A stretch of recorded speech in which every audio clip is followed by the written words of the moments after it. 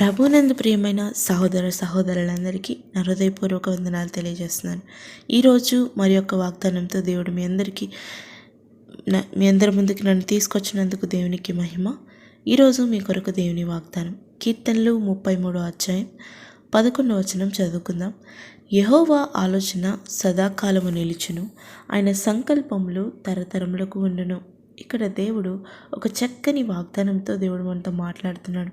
అదేంటంటే దేవుని యొక్క ఆలోచన సదాకాలం ఉంటుంది, ఆయన సంకల్పములు తరతరములకు ఉంటాయండి.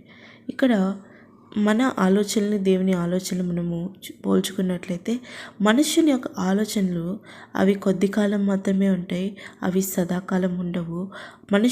మనుషుడు ఇచ్చిన మాటలు అవి నెరవేరుతాయో నెరవేరవో గ్యారంటీ లేని పరిస్థితి. ఇంకోటి వచ్చేసి మనము ఏదో ఒక పని చేయాలని సంకల్పించుకుంటాం, ఎవరికో మాటిస్తాం, ఎవరికో ఏదో చేస్తామని ఏదో చేసి పెడతామని మనం ఆలోచిస్తాం. కానీ ఆ సమయానికి ఏదో ఒక ఆటంకం రావచ్చు, లేదంటే మనము ఆ పనిని చేయలేకపోవచ్చు. అది మనిషికి ఉన్న సాధారణమైన లక్షణం. కానీ దేవుడు అలా కాదండి. మన దేవుడు నిన్న నేడు రేపు ఒకే రీతిగా ఉన్న దేవుడు. ఆయన ఆలోచనలు సదాకాలము ఒకే రీతిగా ఉంటాయి. ఆయన సంకల్పంలో తరతరాలకు ఒకటే రీతిగా ఉంటుంది. ఈరోజు నీ పట్ల, నా పట్ల, మనందరి పట్ల దేవుడు కలిగిన ఆలోచనలు సదాకాలం నిలుస్తాయి.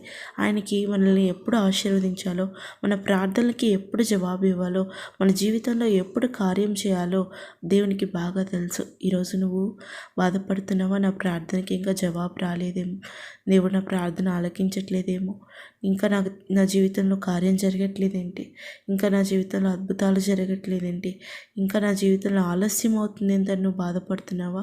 ఎప్పటికీ బాధపడకు ప్రియ సహోదరి సహోదరుడా. దేవుడు ఈరోజు నీతో చెప్తున్న మాట ఏంటంటే దేవుని యొక్క ఆలోచనలు వేరు, నరుని యొక్క ఆలోచనలు వేరు. ఈరోజు మనము తలంచుతుంది ఒక్కటైతే దేవుడు దానికి మనం అడిగిన దానికంటే, ఊహించిన దానికంటే అత్యధికంగా దేవుడు మన పైన ఆలోచనలు, సంకల్పాలు కలిగి ఉంటాడు. కనుక ఆ విశ్వాసంతో మనము దేవునితో సాగిపోవాలండి. ఇక్కడ దేవుడు ఏం చెప్తున్నాడంటే ఆయన యొక్క ఆలోచనలు సదాకాలం ఉంటాయంట, ఆయన యొక్క సంకల్పములు తరతరములకు ఉంటాయి. మనుషులు నీకు వచ్చి ఏదో మాట ఇచ్చేసి వాళ్ళు అది చేస్తాను నీకోసం, ఇది చేస్తాను నీకోసం అని చెప్పేసి నీకు మాటిచ్చి మోసం చేసిన సందర్భాలు ఎన్నో ఉండొచ్చు. కానీ నేను వంచిన సందర్భంలో ఎన్నో ఉండొచ్చు. కానీ దేవుడు నమ్మదగిన వాడండి. వాగ్దానం చేసిన దేవుడు నమ్మదగిన వాడు. ఆయన ఆలోచనలు మన పట్ల, మన కుటుంబం పట్ల, మన జీవితం పట్ల ఆయన కలిగి ఉన్న ఆలోచనలు సదాకాలం నిలుస్తాయి. అంటే మన తల్లి గర్భంలో రూపింపబడక మునిపే దేవుడికి మన జీవితం ఏంటో, మన జీవితం పట్ల కలిగిన ఆ సంకల్పాలు ఆయనకి ముందుగానే తెలుసు. అవి తరతరాములకి నిలుస్తాయి.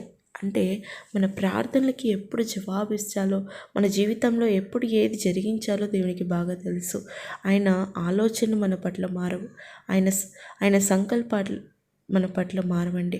మనుషులు మనకి మాట ఇచ్చి వెళ్ళిపోవచ్చు, మనుషులు మనకి మాట ఇచ్చి దూరం అయిపోవచ్చు, మనుషులు మనకి మాట ఇచ్చి మోసం చేసి వంచవచ్చు. కానీ దేవుడు నమ్మదగిన వాడండి. దేవుడు మనందరి పట్ల మంచి ఆలోచనలు కలిగి ఉంటారు. ఆ ఆలోచనలు సదాకాలం నిలిచేవిగా ఉంటాయి. కనుక నమ్మినట్లయితే ఈరోజు ఆ వాగ్దానాన్ని నమ్మినట్లయితే జీవితంలో జరుగుతుంది. ఆమేన్. స్తోత్రం తండ్రి, మహాపరిశుద్ధుడా, మహాగణుడా, నీకే వేలాది స్తోత్రం చెల్లించుకుంటున్నాం. ఇదిగో తండ్రి, ఒక చక్కని మాటతో ఈరోజు మమ్మల్ని మీరు బలపరిచినందుకు వందనాలు. అవును తండ్రి, మా పట్ల మీరు కలిగి ఉన్న ఆలోచనలు, సంకల్పాలు అవి శాశ్వత కాలం ఉంటాయి, తరతరములు మనకు ఉంటాయని వాగ్దానం చేసినందుకు వందనాలు. అయ్యా, మీరు మా తల్లి గర్భంలో మమ్మల్ని రూపింపబడక మునిపే అయ్యా మా పట్ల, మా జీవితం పట్ల మీరు ఒక ప్రణాళిక కలిగి ఉన్నారని మేము విశ్వసిస్తూ, అయ్యా మీరు మాతో వాక్యం ద్వారా మాట్లాడిన రీతిని బట్టి వందనాలు.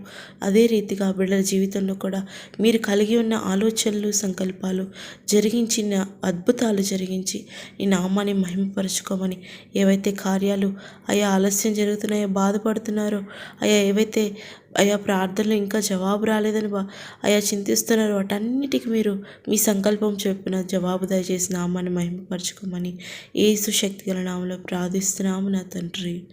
ఆమేన్.